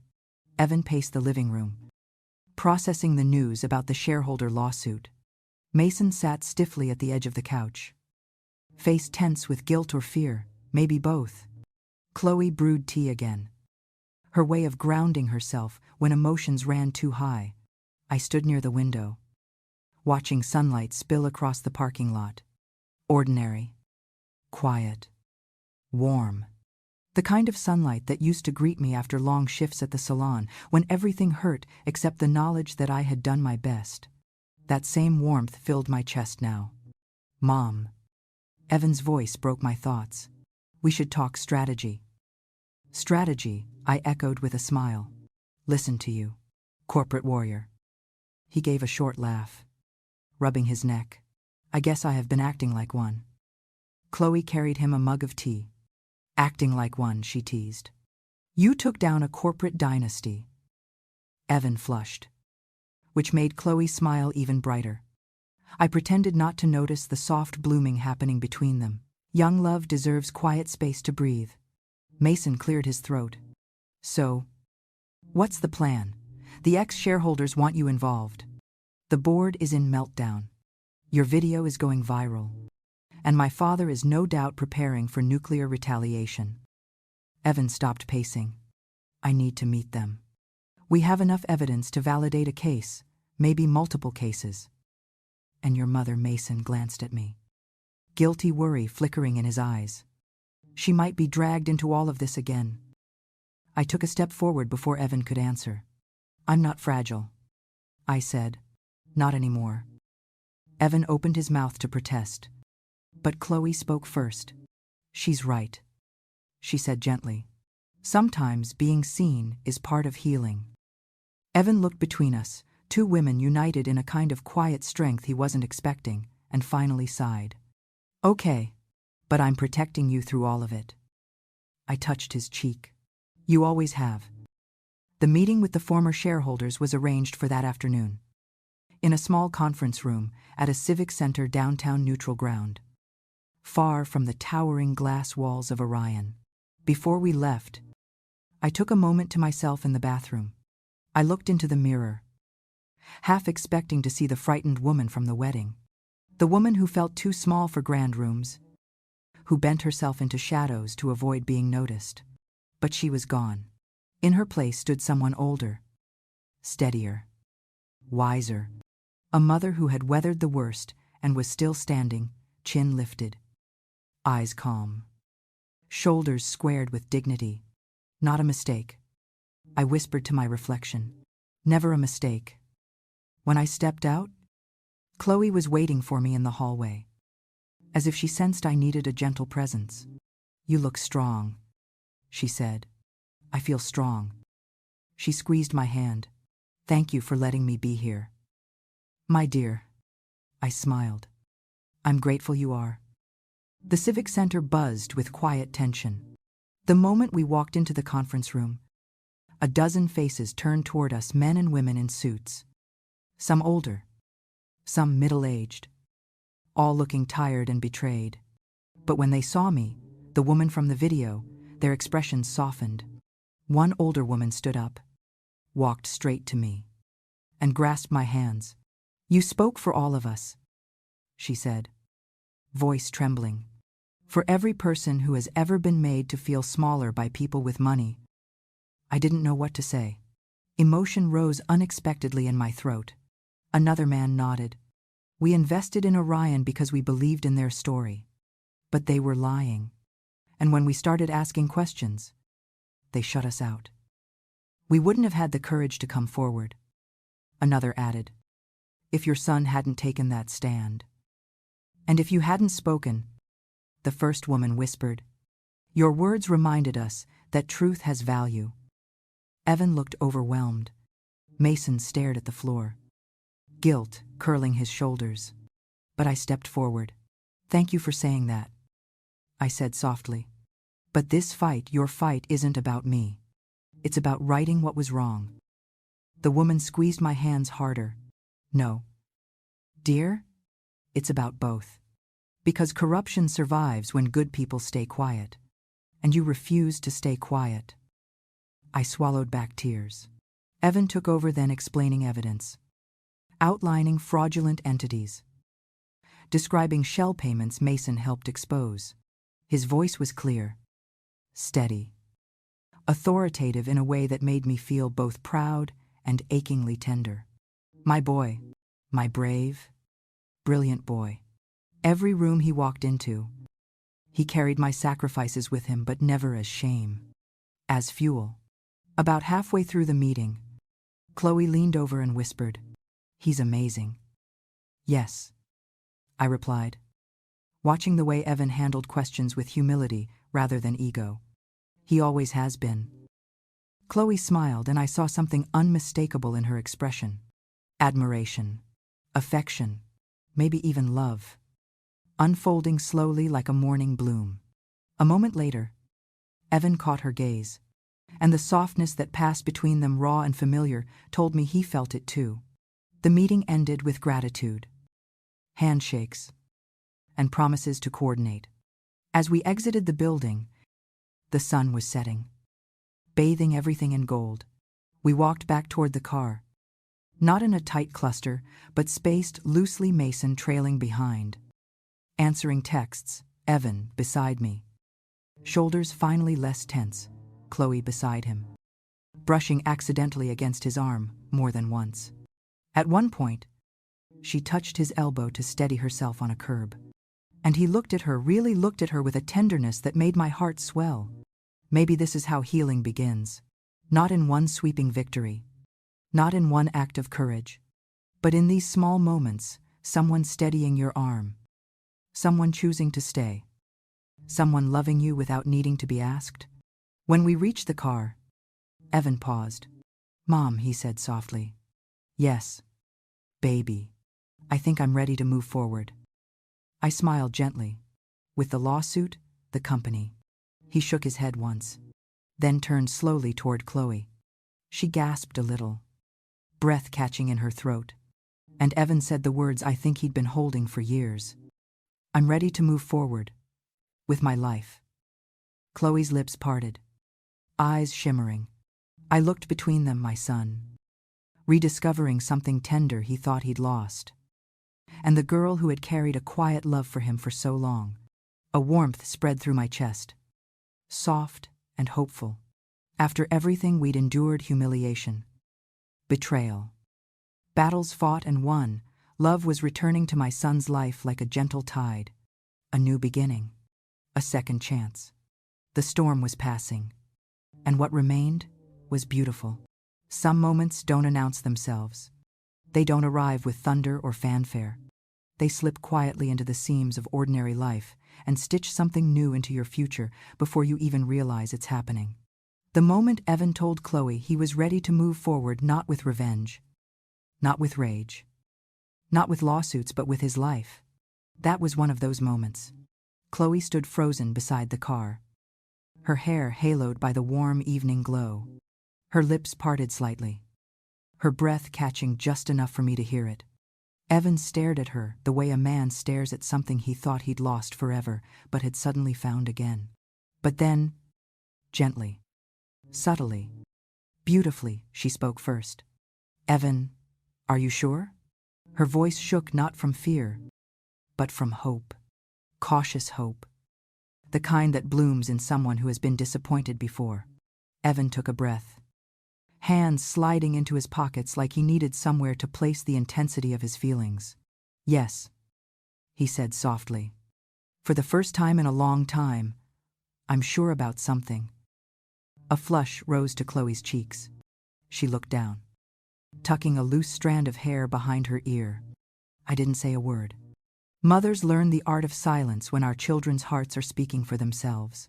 Mason lingered a few steps away, pretending to scroll on his phone but clearly invested. Even he seemed to hold his breath. Chloe lifted her eyes again, brimming with a mix of surprise and something softer. I always thought you forgot about me," she whispered. Evan shook his head, smiling faintly and sadly. "I never did." I felt something tighten in my chest. Years ago, when I watched that girl sit quietly in my salon, waiting for Evan to pack up his school books. I had prayed life would bring her back someday. And here she was, brought not by convenience, but by chaos, not by fate's kindness, but by its upheaval. Sometimes, storms don't just destroy, they clear the ground for new things to grow. We drove home with windows cracked open, letting the cool evening air sweep away the tension of the day. The city lights flickered past, dancing on Chloe's face. She gazed outside dreamily, and I caught Evan stealing glances at her when he thought I couldn't see. My poor boy. He was falling again, this time deeper, wiser. When we reached the apartment, Mason immediately collapsed onto the couch, exhausted from emotional whiplash. Chloe helped me set the table for dinner, just leftovers.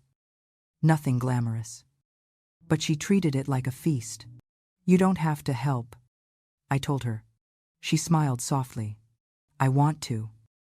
She moved around the kitchen effortlessly, like someone who had been in our home many times. She asked me where I kept the bowls, offered to chop herbs, even hummed under her breath, a soothing, melodic hum that made the tiny apartment feel warmer. At one point, she paused and glanced toward the living room, where Evan sat on the floor going through legal files.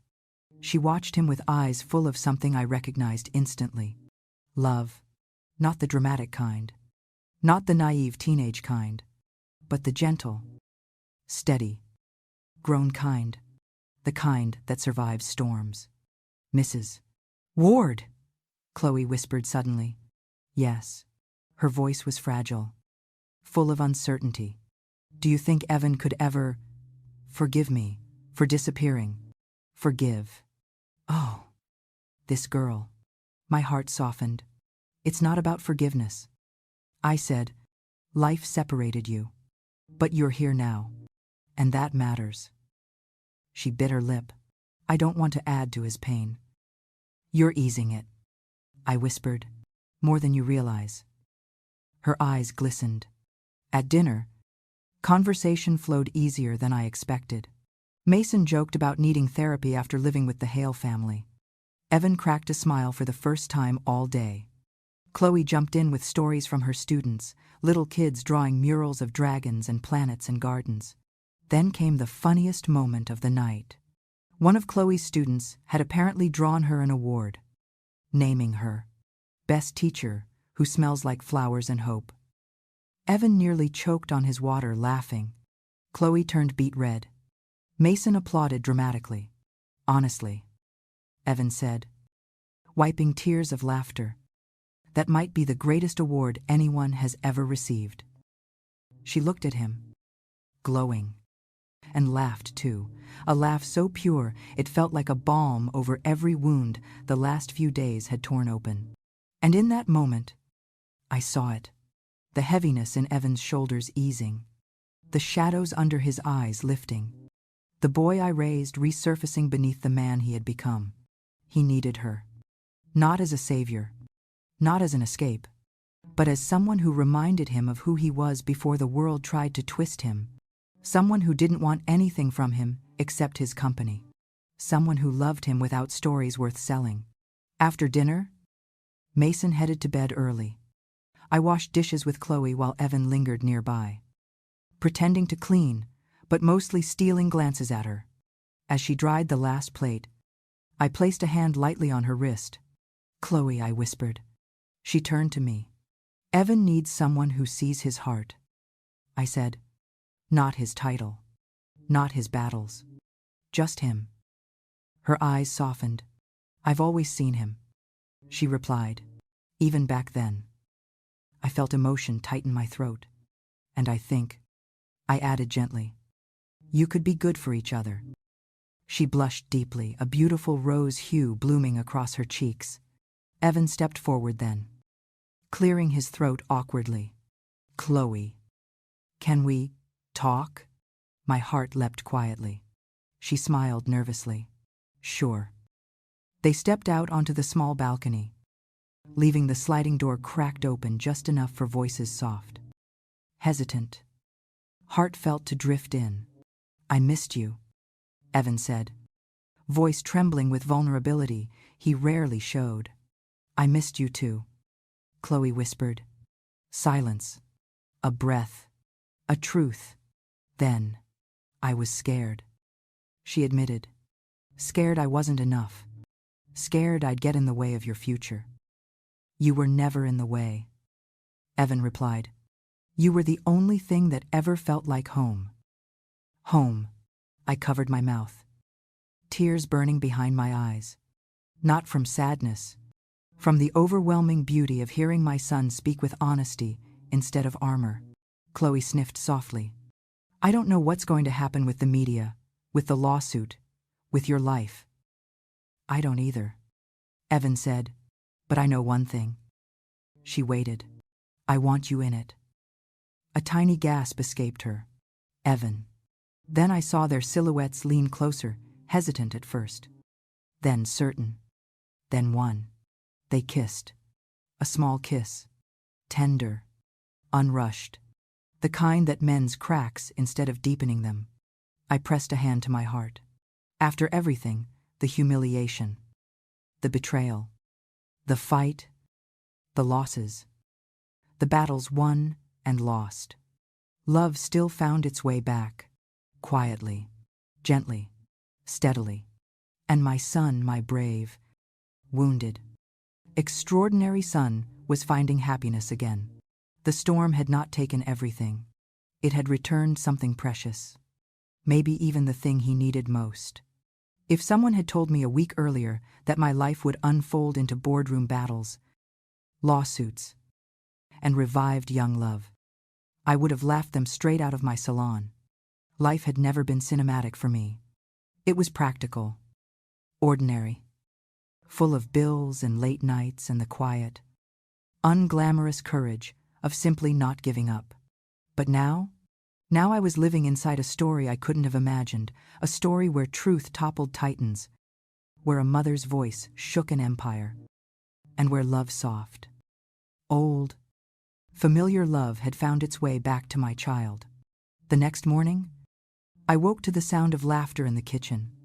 Real laughter, not strained, not forced, not brittle from exhaustion. Evans. I couldn't remember the last time I heard it so freely. I slipped out of my room quietly and found Evan and Chloe sitting on the floor against the cabinets, sharing bowls of cereal like teenagers who stayed up too late confessing secrets. Their knees touched, their shoulders leaned gently together, and Evan's expression, oh, my heart. He looked lighter than he had in years, like someone had taken a boulder off his chest. Chloe noticed me first and smiled shyly. Good morning, Mrs. Ward. Morning, Evan echoed. Softer now. I smiled. Looks like you two didn't get much sleep. Evan choked on his cereal. Chloe's cheeks flamed. I laughed. I didn't mean that. I teased. I meant talking. We did talk, Chloe admitted, eyes flickering to Evan with a warmth that said plenty. Mason shuffled in next, hair wild. Still in the t-shirt Evan lent him. Mumbling. Is it too early to sue my own father for emotional damages? Evan clapped him on the back. Give me 2 days. We'll file it together. Chloe laughed so hard she nearly spilled her cereal. For the first time in months, maybe years, my home felt full. Not crowded, not stressed. Full. Of laughter, of warmth, of possibility. Later that morning, after Evan and Mason spent an hour preparing documents, Evan approached me quietly. Mom, he said, there's something I want to ask you. I raised a brow. You look nervous. He ran a hand through his hair, something he only did when fighting anxiety. It's about moving forward. I froze. 1,000 fears pressed against my ribs. Are you moving out? I whispered, unable to hide the tremor in my voice. No, he said immediately. God. Mom. No. Not like that. Relief washed over me like warm rain. He smiled gently. I meant moving forward with Chloe. My heart softened instantly. Oh, I breathed. Well, that kind of moving forward is welcome. He let out a shaky exhale. I don't know what this is yet, he confessed. Voice quiet. But I feel peaceful with her. Safe. Like I can breathe again. That's how love should feel, I said softly. He nodded, studying my face carefully, as though weighing a deeper question. Mom, do you approve? Really approve, after everything? I reached up and cupped his cheek with the same hand that had soothed every childhood fever, wiped every tear, steadied every first step. My son, I whispered. I prayed you'd find someone like her. Not someone perfect. Not someone wealthy. Someone kind. Someone who sees your goodness without trying to reshape it. His eyes brightened. Then I want to try. With her. Fully. I smiled through tears. Then try. He hugged me tight. Grounding. Grateful. I held him longer than necessary. Because mothers know the day our children choose love is the day they grow again. Into someone new and still ours. As afternoon light poured into the apartment, Chloe approached me while Evan and Mason talked legal strategy. She fiddled with the hem of her sweater. Mrs. Ward, she began. I know yesterday was chaotic. And today too. But I just want you to know something. What's that? She took a breath, eyes shining with sincerity. I think you're extraordinary. I blinked. She continued before I could speak. You raised Evan alone. You gave him the heart he has. You endured cruelty that should have broken anyone, and instead you rose and spoke with more strength than powerful people ever could. Her voice trembled. I admire you. Deeply. My hands flew to my mouth. No one, not even Evan, had ever said something like that to me. Not so directly. Not so openly. I felt tears rise. Warm and overwhelming. Chloe, I whispered. Come here. I pulled her into a gentle embrace. She hugged me back tight. Sincere, like someone who had been waiting her whole life to belong somewhere. When we stepped apart, she wiped her eyes. Embarrassed. Sorry. She laughed.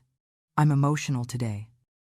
Emotion, I said gently, is not a flaw. She smiled shyly. And I do want to be here. She added. With you. With Evan. Through all of this. I squeezed her hands. You already are. Her eyes sparkled. But peace never lingers long in the shadow of a collapsing empire. Just as the warmth of the afternoon settled, Mason's phone pinged. He checked it casually, then went still. Evan, he said slowly. You need to see this. Evan walked over, frowning. What now? Mason swallowed. The board just leaked something. Chloe stiffened. I felt my heartbeat quicken. What did they leak? I asked. Mason hesitated, glancing nervously between us. A statement, he said at last. From Richard? Evan's jaw locked. What kind of statement? Mason turned the screen toward him, and Evan cursed under his breath a rare, sharp, furious sound. Chloe covered her mouth. My stomach dropped. What does it say? I whispered. Mason read from the screen, voice heavy. My son Evan Ward has been manipulated by his mother for years. Her paranoia and delusions have poisoned his judgment and led to this hostile attack on our family. She is unstable, emotionally controlling, and unfit to influence corporate matters. Any decisions made under her influence should be considered compromised. The room fell silent. Rage crawled up my spine like fire. They weren't attacking Evan anymore. They were attacking me. Again. Twisting motherhood into madness. Twisting loyalty into pathology. Twisting sacrifice into manipulation. Evan's face went red, not with shame this time. With fury. He called you unstable. He whispered. He called you delusional. He is weaponizing your existence against me. Chloe looked near tears. This is cruel. It's desperate. Mason looked ashamed to share a drop of blood with the man responsible. I closed my eyes, breathed in, breathed out, and felt something unexpected settle over me. Not fear, not humiliation. Resolve. Slow and steady and unshakable. I opened my eyes and said the words that surprised even me. Then it's time we stop defending ourselves. Evan blinked. Mom, what? It's time, I said quietly. To tell the world everything. Evan stepped forward, gripping my shoulders. Mom, that will expose you. Your past, our hardships, our pain. It will expose the truth, I said. And truth is the only weapon that man cannot twist. Evan stared at me shocked, conflicted, awed. Chloe reached for his hand. Your mother is braver than any of us, she whispered. He looked at her, then at me, then nodded slowly. Okay, he said. If this is what you want, then we do it together. I lifted my chin. It's time to end this. The apartment felt strangely quiet after I said those 4 words. It's time to end this. Quiet not with hesitation, not with fear, but with the stillness that settles before a decisive moment. Like the air itself was bracing for the shift. Evan looked at me as though he were seeing a new version of me, not the mother who sewed buttons and packed lunches, not the woman they mocked in a ballroom, but someone standing tall enough to cast her own shadow. "Mom," he said, voice low with emotion. "If we do this, everything becomes public. Everything. Our past. Our struggles. The things you endured so I could eat. They'll dissect it all." I nodded. "Let them." Chloe stepped closer, her eyes soft but steady. "You don't have to carry this alone," she whispered. "I'm not," I answered, and that was the truth. We spent the next hour preparing. Not scripts. Not misleading narratives. Not publicity spin. Just truth laid bare. Mason gathered documents, bank transfers, fake contractors, internal memos, whistleblower statements. The pile grew until it covered half the dining table. Paper after paper. Each one a small echo of corruption. A whisper of the rot beneath the Orion Consortium's polished facade. Chloe organized everything chronologically. She was calm, focused, meticulous in that quiet way of hers that made everything feel less overwhelming. Evan moved through the apartment like a force of nature calling lawyers, emailing investigative journalists, scanning evidence, taking statements from former employees who suddenly found the courage to speak. Meanwhile, I sat with a notebook in my lap. No one told me what to write. No one shaped my words. No one handed me the story this time. I wrote what I lived, what I survived, what I refused to swallow anymore. When I finished, I closed the notebook and placed it on top of the evidence stack. Evan paused mid-step and looked down at it. "Are you sure?" he whispered. "I'm done living in shadows." I said, "If Richard Hale wants the world to see me, then they will see me clearly." He swallowed hard and nodded. Hours later, the largest investigative news channel in the region sent a team to our door. Not paparazzi. Not tabloid vultures.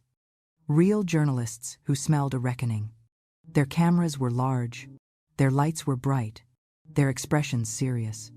But for the first time, I didn't shrink.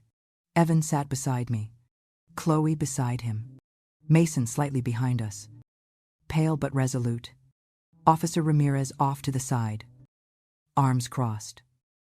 Ready to intervene if any reporter got out of line. And I sat in the center. Not because I asked to. Because they placed me there. Me, a woman who once avoided mirrors because I didn't want to see failure looking back. The lead journalist. A woman with silver hair and eyes filled with intelligence and empathy. Began the interview. "Mrs. Ward," she said gently. "Richard Hale claims you influenced your son's decisions through emotional manipulation and delusional thinking. What is your response?" I took a slow breath. Evan's hand found mine beneath the table. Then I spoke. "My response is simple," I said. "A mother's love is not delusion." Click. The cameraman leaned in closer. I raised my son with integrity. With work. With humility. I taught him never to take advantage of the vulnerable. Never to bow to cruelty. Never to be ashamed of where he came from. My voice steadied. Those lessons shaped his actions, not manipulation. Not instability. Principles. The journalist nodded, encouraging me. I continued. "What you saw at that wedding was not an outburst. It was a man standing up to cruelty. Cruelty he'd seen before. Cruelty he recognized. Cruelty he refused to let define either of us." A murmur among the reporters. Pens scribbling. Cameras tightening their focus. I wasn't shaking. I wasn't small. I wasn't silent. Evan squeezed my hand, tears shining in his eyes. The journalist asked, "Why speak now?" "Because truth deserves daylight." I said, "Just as corruption deserves consequence." Chloe looked at me with something close to awe. Mason nodded slowly. Pride mixing with remorse. And I realized then, I wasn't just defending myself. I was speaking for every parent who had been mocked for being poor, every worker who'd been treated as disposable, Every human being dismissed by the wealthy as irrelevant background noise. I continued. I'm a hairstylist. I've spent my life listening to strangers, comforting them, hearing their stories. And I've learned something: dignity doesn't come from money. It comes from how you treat people. I lifted my chin. And if the Hale family wants to call that instability, then let them reveal what stability looks like in their world. Silence. Then a quiet, collective gasp. They understood. Every reporter in that room understood. This wasn't an interview. It was an indictment. By the time the interview ended, our apartment felt too small to hold all the emotions inside it. Evan pulled me into his arms, holding me like he did when he was young, forehead buried in my shoulder. I'm so proud of you, he whispered. I'm proud of us, I whispered back. Mason stepped forward timidly. Mrs. Ward, thank you for speaking, for not letting my father twist things again. I touched his cheek gently. Mason, sweetheart, you did the bravest thing of all. You stood up to a family that never learned how to love you properly. His eyes filled instantly. Chloe wrapped her arms around both Evan and me, tears shining on her lashes. I've never met anyone like your family, she said quietly, then corrected herself. Anyone like you two. Evan kissed her forehead softly. I'm glad you're here. She blushed, leaning into him, and watching the way he held her, the way she steadied him, the way their hearts fit. I felt warmth spreading through me like sunlight breaking through clouds. This was the ending I never expected. Not wealth, not victory over the Hales, not public praise, but this: love blooming from ruin, truth rising from ashes. A new chapter beginning quietly in our home. Weeks later, after investigations began, after the board dissolved, after the city revoked every Orion contract, after Richard Hale resigned in disgrace, Evan stood in our living room with a small velvet box in his hand. His voice shook when he spoke. Mom, I want you to be the first to know. He opened the box. A ring. Simple, elegant, not flashy or pretentious, just like the love behind it. Chloe stepped in behind him, cheeks pink, eyes shimmering. I'm going to ask her tonight, Evan said softly. I pressed a hand to my mouth.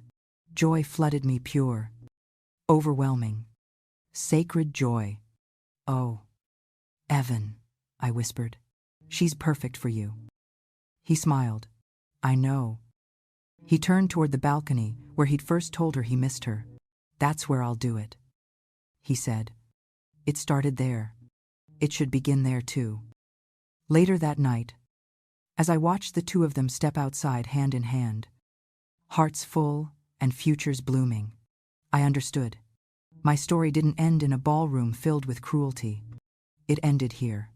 In a home built from love. In a family patched together by courage. In a moment where my son found happiness, not the kind that impresses the world, but the kind that heals it. And for the first time in my life, I felt something settle peacefully inside me. A lifetime of wounds stitched closed. A lifetime of silence replaced with truth. And a lifetime of hopes fulfilled quietly, beautifully, inevitably. When Chloe returned inside later wearing the ring, eyes sparkling with tears of joy, I whispered a prayer of gratitude, not for wealth,